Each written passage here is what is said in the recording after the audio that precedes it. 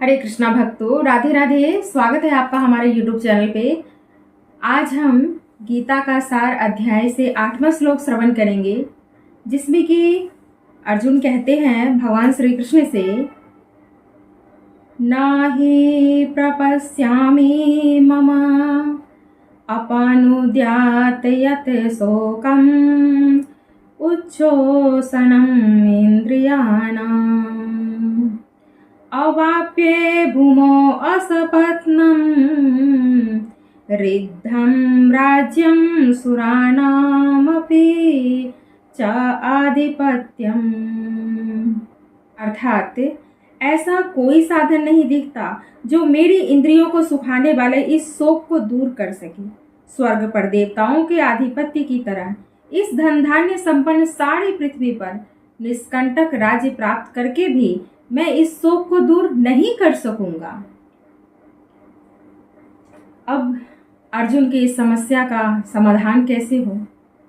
तात्पर्य यह है अर्जुन के कहने का, यद्यपि अर्जुन धर्म तथा सदाचार के नियमों पर आधारित अनेक तर्क प्रस्तुत करता है, किंतु ऐसा प्रतीत होता है कि वह अपने गुरु भगवान श्री कृष्ण की सहायता के बिना अपनी असली समस्या को हल नहीं कर पा रहा है। वह समझ गया था कि उसका तथाकथित ज्ञान उसकी उन समस्याओं को दूर करने में व्यर्थ है जो उसके सारे अस्तित्व यानी कि शरीर को सुखाए दे रही थी।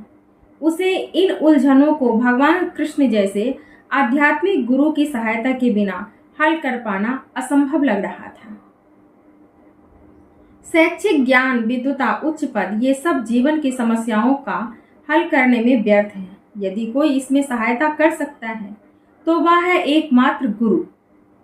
अतः निष्कर्ष यह निकला कि गुरु जो 100% कृष्ण भावना भावित होता है, वही एकमात्र प्रामाणिक गुरु है और वही जीवन की समस्याओं को हल कर सकता है। भगवान चैतन्य ने कहा है कि जो कृष्ण भावनामृत के विज्ञान में दक्ष हो, कृष्ण तत्ववेत्ता हो, चाहे वह जिस किसी जाति का हो, वही वास्तविक गुरु है। अब यहाँ पे जाति का उल्लेख कर दिया गया है क्योंकि बहुत लोग आजकल जाति में बट रहे हैं, तो उसको दूर करने के लिए श्रीमद् भागवत बिल्कुल क्लियर कर दिया गया है।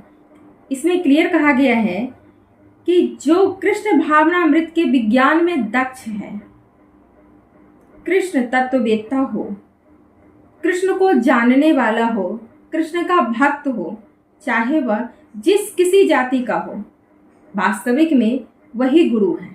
यहाँ पे कहा गया है कि वा विप्र कि वाण्यासी शूद्र के नया ये कृष्ण तत्वेता से गुरु हया।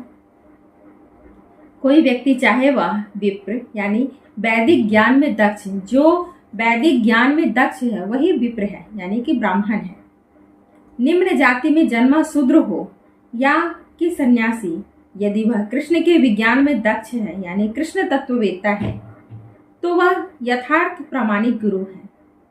चैतन्य चरितामृत उसमें कहा गया है ये, अतः कृष्ण तत्ववेत्ता हुए बिना कोई भी प्रामाणिक गुरु नहीं हो सकता। वैदिक साहित्य में भी कहा गया है। अब देखिए वैदिक साहित्य में क्या कहा गया है।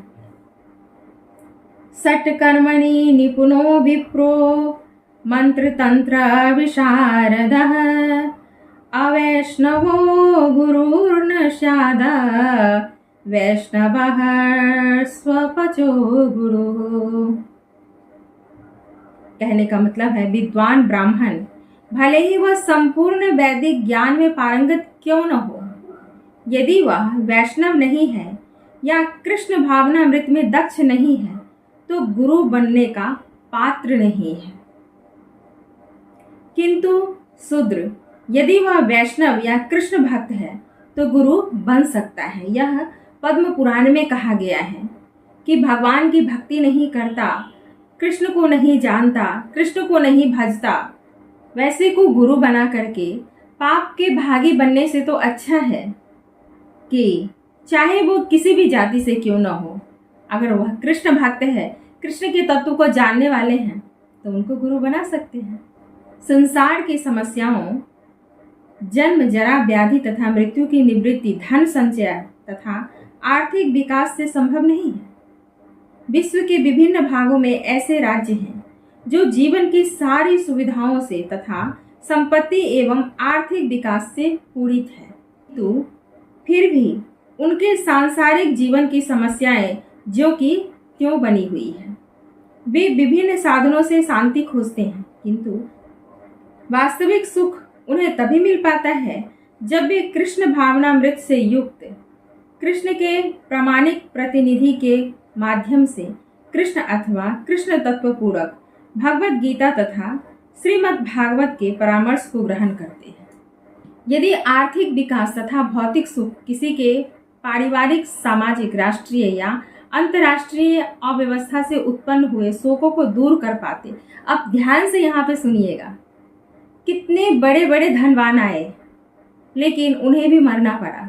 जब मृत्यु आती है तो कोई नहीं रोक पाता है, और शमशान में कोई जाति नहीं देखी जाती है, वहां पे सिर्फ और सिर्फ मृत शरीर देखा जाता है।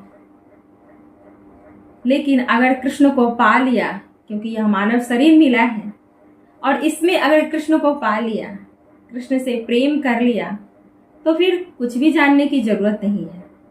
कृष्ण प्रेम में हर चीज कर सकते हैं, भोजन बना सकते हैं, घर की साफ सफाई कर सकते हैं, अपने पर्सनल और प्रोफेशनल लाइफ दोनों को जी सकते हैं।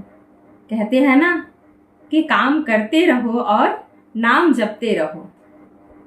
यदि आर्थिक विकास तथा भौतिक सुख किसी के पारिवारिक, सामाजिक, राष्ट्रीय या अंतर्राष्ट्रीय अव्यवस्था से उत्पन्न शोकों को दूर कर पाते, पृथ्वी का अप्रतिम राज्य या स्वर्गलोक में देवताओं की सर्वोच्चता भी उसके शोकों को दूर नहीं कर सकती। इसीलिए उसने कृष्ण भावनामृत का ही आश्रय ग्रहण किया है, और यही शांति तथा सरसता का उचित मार्ग है।